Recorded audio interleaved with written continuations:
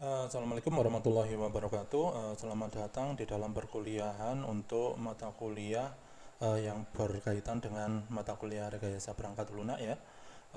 Di dalam materi kali ini kita akan membahas tentang desain perangkat lunak, yaitu kita membahas terutama pada suatu konsep dan pemodelan di dalam desain tersebut. Oke, selamat mengikuti. Semoga bermanfaat. Baik, selanjutnya kita masuk ke dalam tujuan perkuliahan ya. Jadi terdapat sekitar 5 tujuan perkuliahan dari materi tentang desain perangkat lunak ini sendiri. Yang pertama, di sini kita akan mencoba untuk memahami pengertian dan urgensi dari suatu perancangan perangkat lunak. Yang kedua adalah memahami proses di dalam perancangan perangkat lunak. Yang ketiga, memahami prinsip-prinsip perancangan perangkat lunak.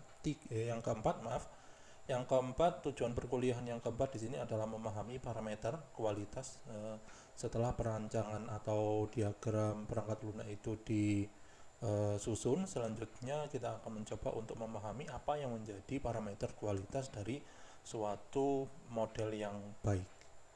Dan yang terakhir adalah memahami alat bantu dan dokumentasi yang diperlukan di dalam perancangan perangkat lunak. Baik, selain tujuan perkuliahan di sini kita juga akan mencoba untuk membahas tentang agenda. Jadi selama satu pertemuan ini agendanya apa saja? Di sini kita akan mencoba untuk membahas terlebih dahulu tentang pengertian urgensi dan fungsi dari suatu pemodelan atau perancangan perangkat lunak. Yang kedua, kita akan membahas tentang proses di dalam perancangan perangkat lunak. Yang ketiga, kita akan membahas tentang prinsip-prinsip perancangan perangkat lunak. Selanjutnya kita akan bahas dari prinsip yang ada itu parameter kualitas dari perancangan seperti apa, dan yang terakhir adalah alat bantu dan dokumentasi. Oke, sekarang kita akan membahas terlebih dahulu tentang pengertian dan definisi dari suatu software design, atau yang disebut dengan perancangan perangkat lunak itu sendiri. Jadi menurut Roger S. Pressman dan juga Ian Sommerville, yang disebut dengan software design itu apa? Yang disebut dengan software design adalah representasi rekayasa dari perangkat lunak yang akan dibangun, yang berfokus ya. Di sini kita garis bawahi fokusnya pada apa. Jadi berfokus pada untuk memodelkan atau mendesain data. Yang kedua adalah arsitektur, yang ketiga adalah interface, yang keempat adalah komponen. Ya. Dan ketika kita sudah membangun suatu model data, arsitektur, interface, dan komponen, selanjutnya seluruh komponen ini atau elemen ini ya, data, arsitektur, interface, dan komponen itu kemudian dapat dilacak terhadap kebutuhan dari customer. Customernya siapa? Ya customer yang mencoba untuk mengembangkan perangkat lunak itu sendiri ya, yang memiliki suatu project, yang memiliki kebutuhan untuk melakukan pengembangan perangkat lunak. Oke, sekali lagi di sini menurut Roger S. Pressman yang disebut dengan software design itu adalah representasi rekayasa ya dari suatu perangkat lunak yang akan dibangun dengan tujuan itu adalah untuk memodelkan dengan fokus pada data, arsitektur, interface, dan komponen. Selanjutnya data, arsitektur, interface, dan komponen itu akan dapat dilacak terhadap kebutuhan customer yang sudah didefinisikan sebelumnya di dalam requirement engineering. Ya. Yang kedua, di sini menurut Ian Sommerville ya. Jadi menurut Ian Sommerville, definisi dari software design itu adalah membangun suatu solusi permasalahan yang bisa memenuhi kebutuhan-kebutuhan perangkat lunak ya. Jadi di sini ada pembangunan suatu solusi permasalahan untuk memenuhi kebutuhan perangkat lunak. Nah, oke, jadi itu merupakan suatu definisi dari software design menurut Roger S. Pressman dan Ian Sommerville. Baik, untuk berikutnya kita akan membahas tentang wicked problem yang ada di dalam suatu desain perangkat lunak ya, atau software design. Nah, apa sih yang dimaksud dengan wicked problem itu sendiri? Jadi menurut Rittel dan Weber, yang dimaksud dengan wicked problem itu adalah suatu permasalahan yang biasanya ada beberapa elemen yang bisa menyebabkan suatu permasalahan itu akan sangat sulit untuk diselesaikan. Salah satu elemennya itu atau salah satu alasannya kenapa masalah ini sulit untuk diselesaikan itu adalah karena masalah ini itu terkait dengan komponen lain yang ada di dalam suatu pembahasan ya. Di dalam hal ini konteks pembahasannya adalah pada suatu software design. Permasalahan yang lain atau alasan lain kenapa yang namanya suatu permasalahan ini atau problem ini sulit untuk dipecahkan itu karena suatu permasalahan itu dan solusinya itu berevolusi setiap saat, sehingga ketika dicari ketika dicari suatu solusi itu mungkin akan bisa menjawab permasalahan yang sekarang, tetapi belum menjawab permasalahan yang kedepannya. Nah, itu merupakan wicked problem ya. Nah, terdiri 4 ya. Implikasi dari wicked problem ini, atau kenapa wicked problem ini merupakan suatu permasalahan di dalam software design. Yang pertama adalah there is no definite formulation ya. Jadi di dalam suatu permasalahan desain itu belum terdapat suatu formulasi solusi yang pasti akan menyelesaikan permasalahan tersebut. Itu yang dimaksud dengan there is no definite formulation. Yang kedua adalah there is no stopping rule. Apa sih yang dimaksud dengan there is no stopping rule itu? Artinya adalah mungkin kita bisa membuat suatu solusi ya, solusi yang uh, solusi untuk menyelesaikan permasalahan itu. Namun belum tentu solusi yang sudah kita buat itu benar dan merepresentasikan solusi final dari permasalahan yang ada. Itu yang disebut dengan there is no stopping rule. Karena itu tadi, permasalahan itu mungkin juga akan bisa berevolusi ya setiap saat. Dan yang ketiga adalah solution are not simply true or false.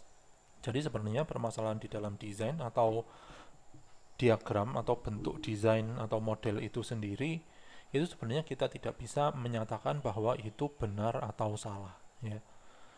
Yang representatif mungkin kita bisa menyatakan bahwa suatu model yang dibuat oleh seseorang, misalkan sistem analis, itu akan lebih baik, lebih mudah dibaca dibandingkan dengan model yang dibuat oleh sistem analis yang lain. Ya, itu yang dimaksudkan dari solution are not simply true or false.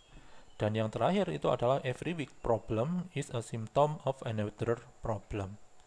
Jadi yang dimaksud dengan hal ini itu adalah suatu permasalahan atau suatu solusi yang bisa diterapkan di dalam suatu konteks ya. Suatu konteks dalam hal ini adalah software design, itu belum tentu menyelesaikan permasalahan lain pada suatu kasus yang berbeda ya. Atau jangan-jangan permasalahan ini itu karena berkaitan dengan komponen yang lain, maka suatu solusi kalau misalkan bisa memberikan suatu perbaikan terhadap permasalahan yang ada, tetapi tidak secara general, itu akan memperbaiki seluruh masalah yang ada di dalam kegiatan desain. Nah, itulah permasalahan yang muncul biasanya di dalam software design, yaitu wicked problem, ada 4 tadi, no definite formulation, no stopping rule, not simply true or false, is a symptom of another problem. Oke, untuk selanjutnya kita akan membahas tentang urgensi dan fungsi dari suatu desain perangkat lunak ya, atau software design. Nah, kenapa sih yang namanya suatu software design itu dibutuhkan? Karena perancangan itu merupakan satu-satunya ya langkah yang harus dilakukan untuk bisa mentransformasikan secara akurat ya, kebutuhan-kebutuhan dari customer ke dalam sebuah produk akhir. Produk akhirnya berupa apa? Produk akhirnya berupa suatu perangkat lunak yang harapannya ketika yang namanya suatu perancangan atau rancangan ini dihasilkan berkualitas, itu akan menghasilkan suatu perangkat lunak yang juga berkualitas tinggi. Kenapa yang namanya suatu rancangan harus berkualitas? Karena yaitu tadi, harus secara akurat memenuhi kebutuhan-kebutuhan customer sehingga bisa diterjemahkan oleh developer menjadi sebuah perangkat lunak. Nah, fungsinya dari suatu desain itu apa? Fungsinya itu adalah sebagai dasar dari seluruh aktivitas rekayasa perangkat lunak yang mengikutinya. Yang mengikutinya ini maksudnya adalah setelah kegiatan atau fase desain, mulai dari implementasi, testing, selanjutnya adalah installation, validasi, dan selanjutnya, dan lain sebagainya ya. Nah, itu merupakan urgensi dan fungsi dari suatu software design.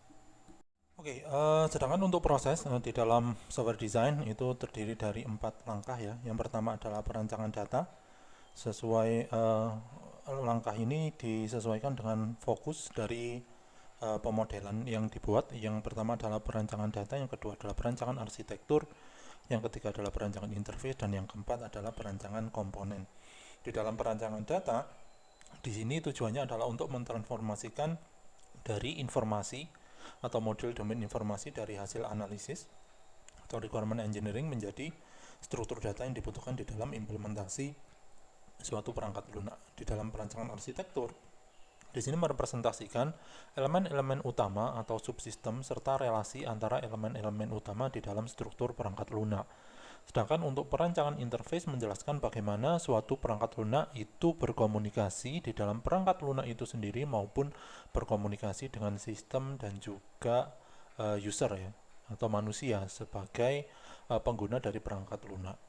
Dan yang terakhir adalah perancangan komponen yang merupakan dekomposisi subsistem menjadi suatu komponen yang lebih detail. Oke, jadi itu merupakan proses di dalam melakukan yang namanya software design. Oke, nah selanjutnya proses itu sebenarnya bisa didefinisikan dengan bentuk diagram seperti ini ya. Jadi pertama yang dilakukan adalah informal design outline, yang kedua adalah informal design, yang ketiga adalah more formal design, dan yang terakhir adalah finish design. Nah, bagaimana suatu kriteria perancangan yang baik? Berdasarkan McLaughlin, terdapat 3 kriteria perancangan yang baik. Yang pertama, harus mengimplementasikan seluruh kebutuhan eksplisit yang ada dan yang implisit diinginkan oleh customer ya. Jadi merepresentasikan kebutuhan eksplisit dan implisit dari customer. Yang kedua adalah mudah dibaca dan dimengerti.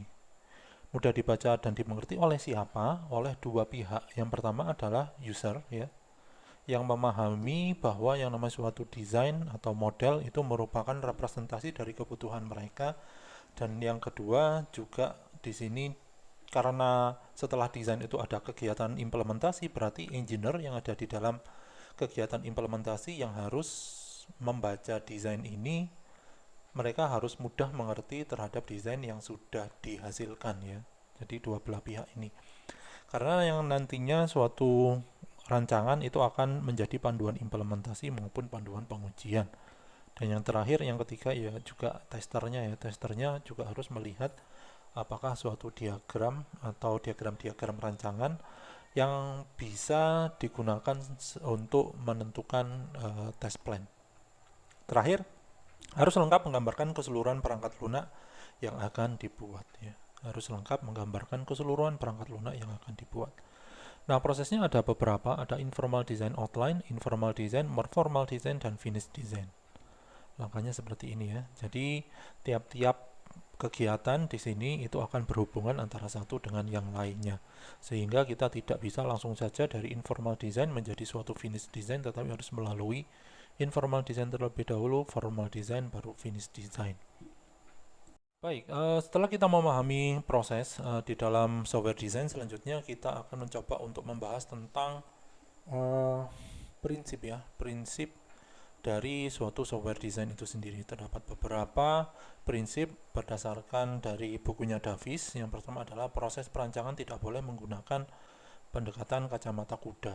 Kacamata kuda itu artinya kita tidak boleh melihat satu modul saja, tetapi ada keterkaitan antara satu modul dengan modul yang lain yang ada di dalam pengembangan perangkat lunak, itu yang disebut dengan kacamata kuda.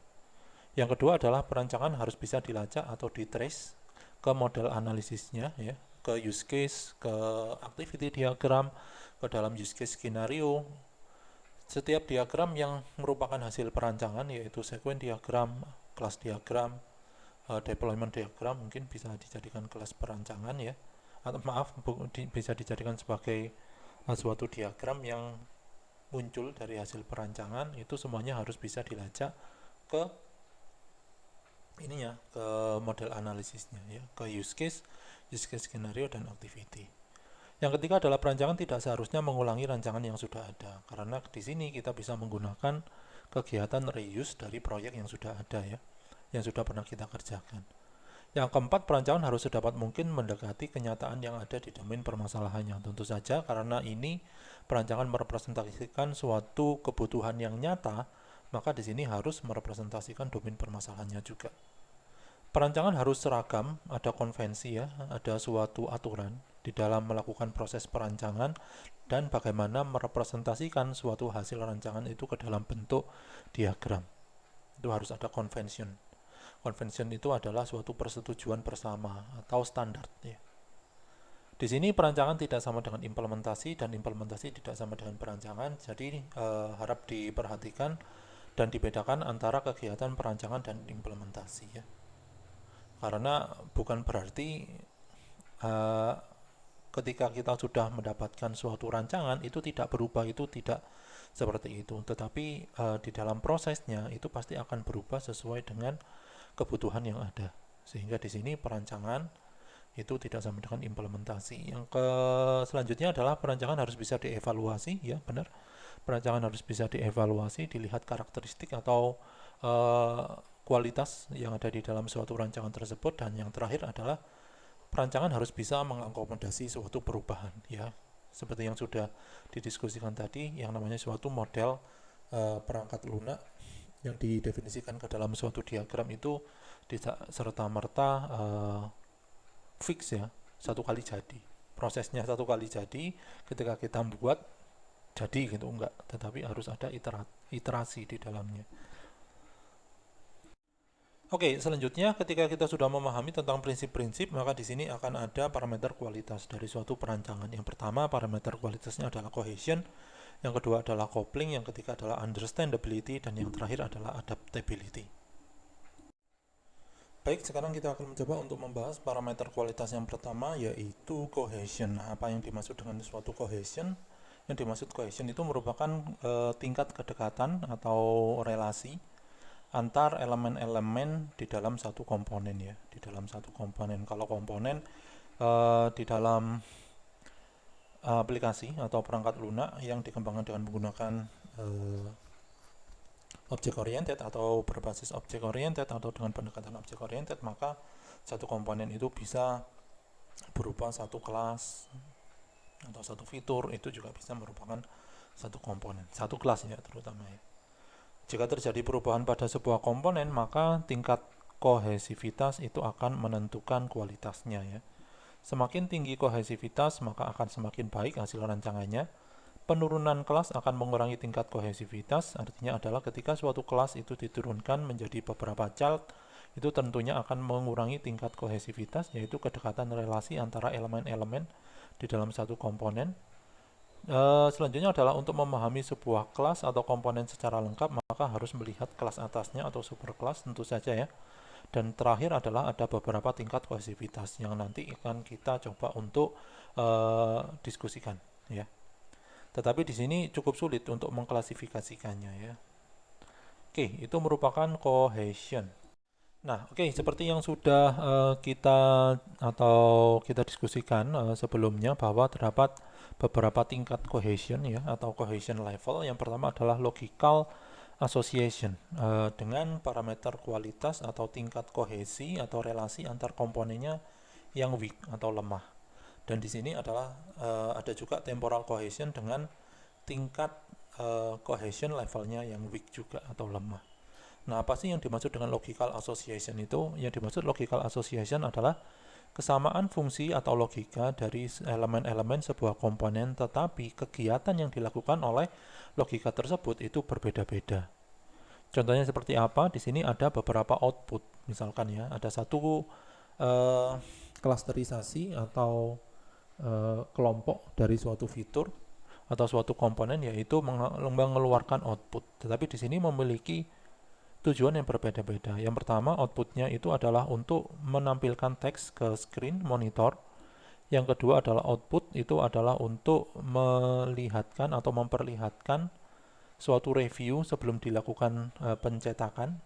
Dan yang ketiga adalah outputnya itu adalah untuk merecord sebuah file. Nah, ketika ini muncul, maka di sini akan bisa disebut sebagai level kohesinya adalah logical association.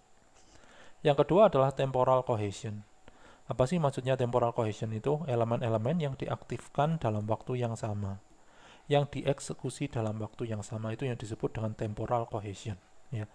Di sini ada beberapa fitur atau beberapa elemen yang diaktivitaskan atau diaktifkan dalam waktu yang sama. Yang pertama adalah clear screen, open file, dan initialize time average.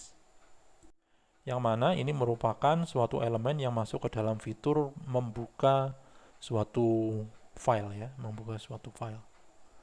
Nah, itu terkait dengan cohesion level yang pertama, yaitu logical association dan temporal cohesion yang memiliki keterkaitan antara elemennya yang lemah. Oke, kita lanjutkan untuk cohesion levelnya sendiri. Jadi di sini ada dua jenis cohesion level berikutnya. Yang pertama adalah procedural cohesion dan yang kedua adalah sequential cohesion. Di mana procedural cohesion memiliki tingkat lemah, ya, sedangkan sequential cohesion memiliki tingkat medium. Tingkat keterkaitan antara elemen-elemen yang lemah dan medium. Nah, apa sih yang dimaksud procedural cohesion? Procedural cohesion itu merupakan komponen, ya, yang terdiri dari sekumpulan elemen-elemen yang membentuk satu rangkaian proses. Jadi di sini disatukan karena itu merepresentasikan satu proses. Contohnya seperti apa? Contohnya ketika mengkalkulasikan nilai setelah mengikuti kuis atau mengikuti tugas atau mengerjakan tugas. Calculate quiz score, setelah itu calculate final score, terus setelah itu analyze attendance list. Maka dari sini kita akan mendapatkan ini atau tiga hal ini merupakan satu proses yang harus dilakukan. Ya, karena ini merupakan urutan proses, maka di sini disebut sebagai procedural cohesion. Yang kedua adalah sequential cohesion yang memiliki kohesi level yang medium. Definisinya adalah apa? Definisinya adalah output dari satu elemen itu akan menjadi input bagi elemen yang lain. Jadi ada keterkaitan antara input dan outputnya. Ada keterkaitan antara satu elemen dengan elemen yang lainnya. Contohnya seperti apa? Contohnya adalah get temperature value to convert. Selanjutnya adalah convert to Fahrenheit dan mengoutputkan atau mengeluarkan hasil dari konversi itu ke screen atau ke layar monitor. Nah, itu ya. Nah, kenapa ini merupakan sequential cohesion? Alasannya adalah karena luaran dari yang namanya suatu temperatur itu akan digunakan untuk merubah temperatur tersebut ke format yang berbeda atau ke ukuran yang berbeda, yaitu Fahrenheit. Baru setelah muncul dalam bentuk Fahrenheit, maka akan dikeluarkan ke layar. Maka output ini atau luaran yang kedua akan dikeluarkan ke layar oleh elemen yang lain.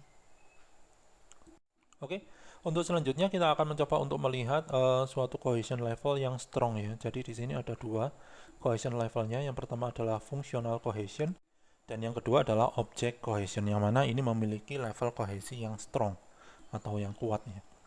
Nah, functional cohesion itu apa? Functional cohesion itu merupakan tipe kohesi yang paling optimal, ya, yang paling kuat, ya. Yang artinya adalah di sini ada satu fungsi dan satu data tertentu untuk merepresentasikan tiap-tiap komponen. Elemen-elemen dalam satu komponen itu bertugas untuk memenuhi fungsi yang terdefinisi tersebut. Contohnya adalah calculate average. Ya, calculate average itu tidak cuma ada satu nilai saja, tetapi ada beberapa nilai dan juga ada rumus tertentu yang digunakan untuk mengkalkulasikan nilai average dari suatu nilai tertentu, ya, dari suatu kumpulan nilai tertentu.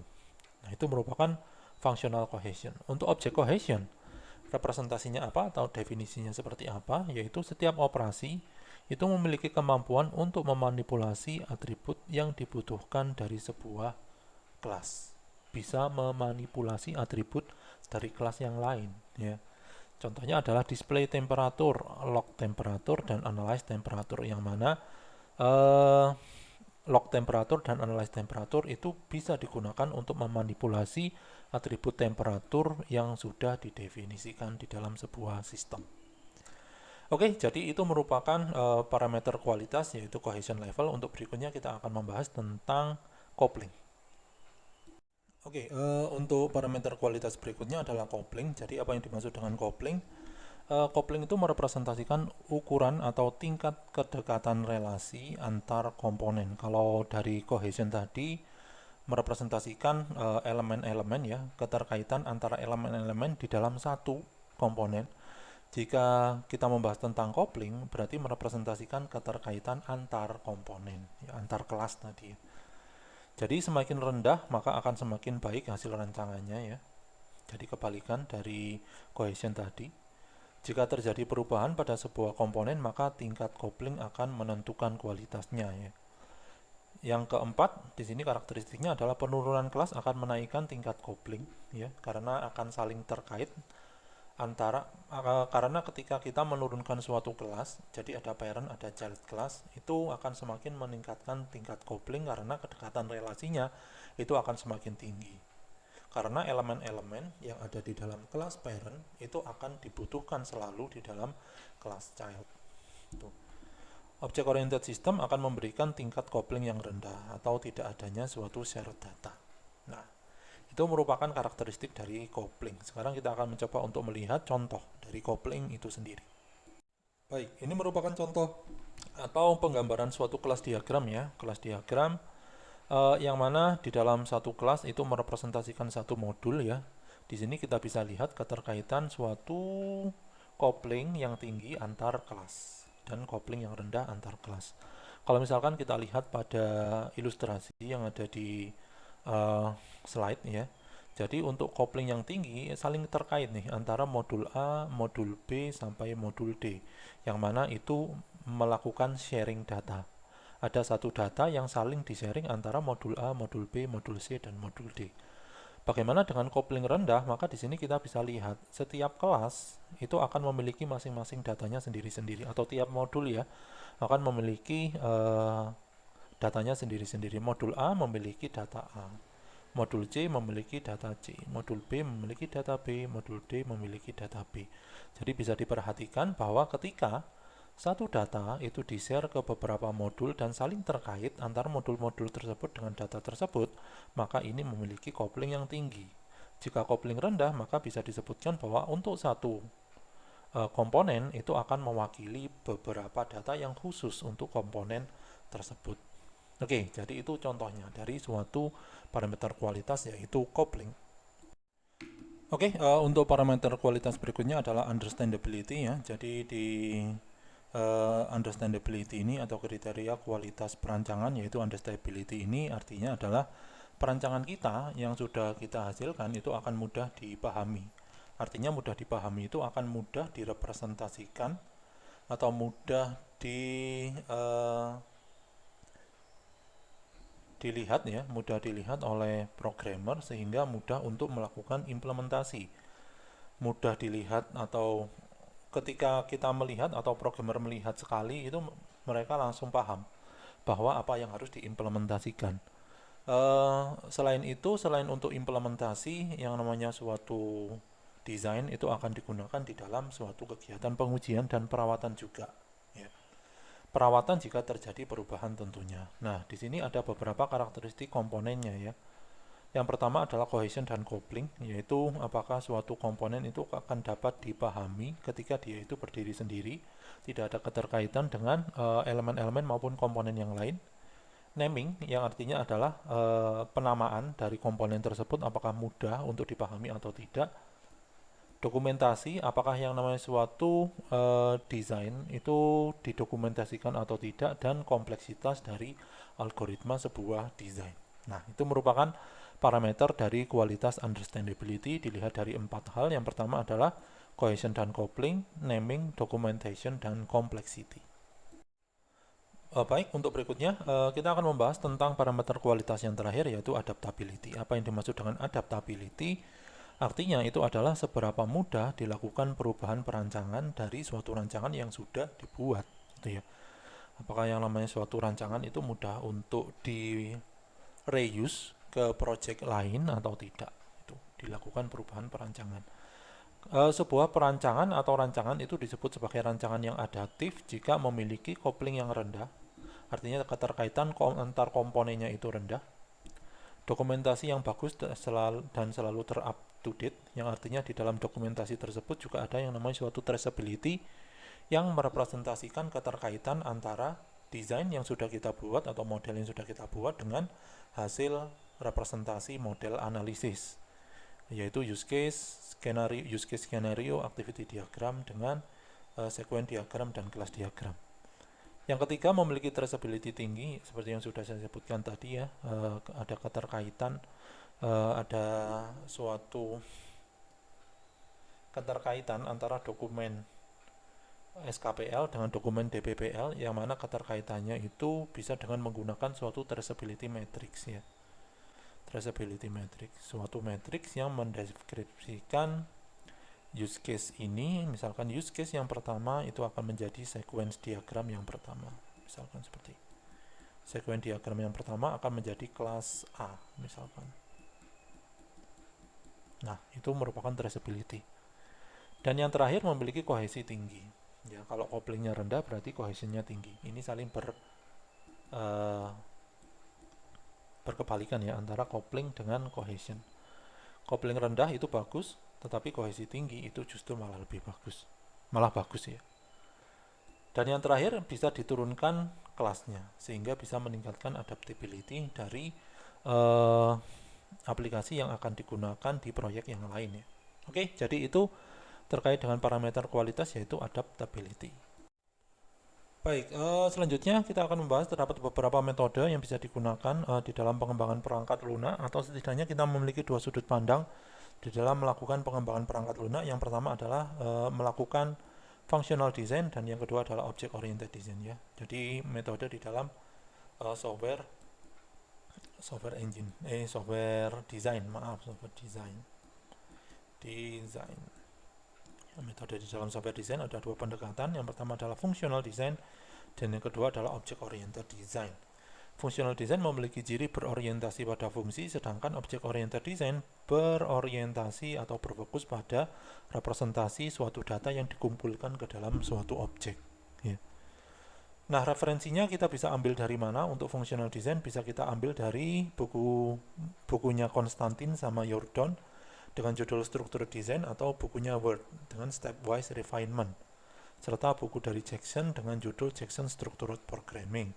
Sedangkan untuk object oriented design maka kita akan bisa menggunakan beberapa referensi seperti referensi dari Grady Burch, Meyer, dan Jacobson. Nah, oke, jadi itu setidaknya kita sudah mengenal ada dua pendekatan di dalam desain. Yang pertama adalah functional design dan yang kedua adalah object oriented design. Oke, jadi itu merupakan teori dari software design ya. Untuk selanjutnya kita akan mencoba untuk membahas tentang bagaimana melakukan desain di dalam pendekatan pemodelan secara terstruktur.